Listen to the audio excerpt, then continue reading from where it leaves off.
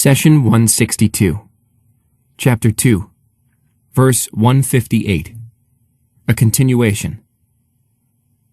Indeed, Al-Safa and Al-Marwa are among the rights of God. So whoever makes Hajj to the house or performs Umrah, there is no blame upon him for walking between them. And whoever volunteers good, then indeed, God is appreciative and knowing. Chapter 2, Verse 158.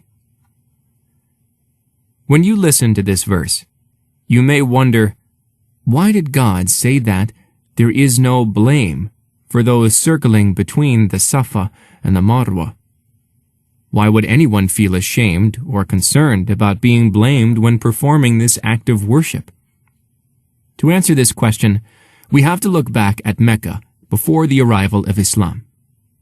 When the worship of idols was widespread in Arabia, Meccans erected an idol named Isaf on Mount Safa and an idol named Naila on Mount Marwa. They used to walk between the two hills, paying homage to these idols. In essence, they had transferred worship from the purity of monotheism to idolatry. The pagans wanted to attribute sacredness to the idols by placing them on the two sacred hills. If these idols had any sacredness or value, there would have been no need to place them in sacred places, such as Al-Safa, Al-Marwa, or inside the Kaaba. When Islam came, the Prophet's companions wanted to sever all ties to the practices of ignorance and polytheism. They felt heaviness in the heart when they performed the ritual walk between Safa and Marwa because it resembled what the pagans did. Allah wanted to comfort the companions, so the following verse was revealed. Indeed, as Safa and Al-Marwa are among the rights of God, so whoever makes Hajj to the house or performs Umrah, there is no blame upon him for walking between them. Our Lord looks at the intentions within our hearts, not the outward appearance of what we do.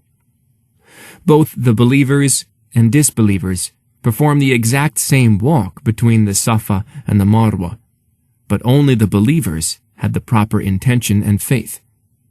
We follow the commands of our Lord and keep Him in our heart in all our actions. Moreover, just as placing idols on Al-Safa and Marwa does not add any sacredness or value to the idols, so the opposite is also true. Placing idols on Al-Safa and Marwa, or even inside the Kaaba, does not make these places impure or less sacred.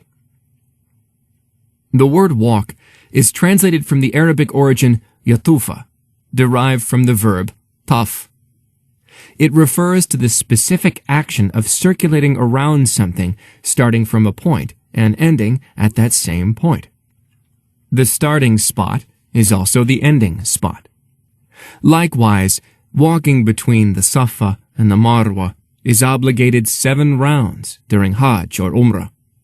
You start each round from Al-Safa, then head to Al-Marwa, and return to Al-Safa again.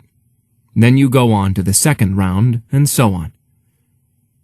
The word rights is translated from the Arabic origin sha'ar. Its singular mish'ar refers to places of worship. One example of a rite, or mish'ar, is the Kaaba, where tawaf is performed. Another example is Mount Arafah. Thus, the word rites refers to the places where specific acts of worship are performed. Some misunderstand this statement, so whoever makes Hajj to the house or performs Umrah, there is no blame upon him for walking between them, to mean that the act of walking between Safa and Marwa is not obligatory during Hajj. In other words, they claim that the walk is not an integral part of Hajj, rather it is something voluntary. We answer that the wording of the verse, and more specifically the phrase, "There is no blame upon him for walking between them," was revealed for a specific reason. It was for the purpose of comforting the companions to walk in the same place where the polytheists also performed idol worship. The phrase, "there is no blame," does not mean that this ritual is not obligatory. The obligation of the walk between Safa and Marwa is further clarified at the end of the verse when God says, "And whoever volunteers good, then indeed God is appreciative." This phrase tells us that it is an obligation to walk between Safa and Marwa, and there is room for those who want to do more if they wish.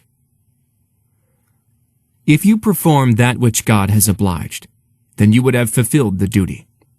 But when you increase in that act by volunteering out of love for Allah, then Allah is most appreciative. What does an appreciation from God mean? It means immense blessings, mercy, and forgiveness.